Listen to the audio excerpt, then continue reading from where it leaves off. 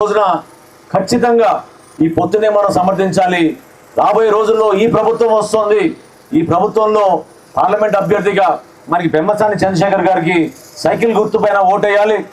అదేవిధంగా మీ అభ్యర్థిగా శాసనసభకి ఎమ్మెల్యే కోసం నేను నిలబడ్డా కాబట్టి గ్లాస్ గుర్తుగా మీరు ఓటేయాలని చెప్పి గ్రామాల్లో కూడా మార్పులు వస్తున్నాయి.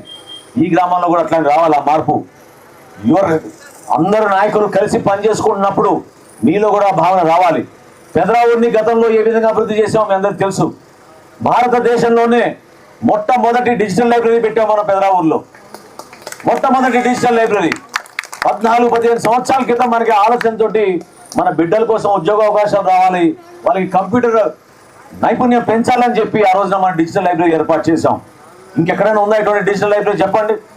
ఎందుకు మూసేశారు అది చెప్పండి. ఎంతమంది మహిళలకి, వితంతులకి, వికలాంగులకి మనం పెన్షన్లు ఇచ్చామని చెప్పండి.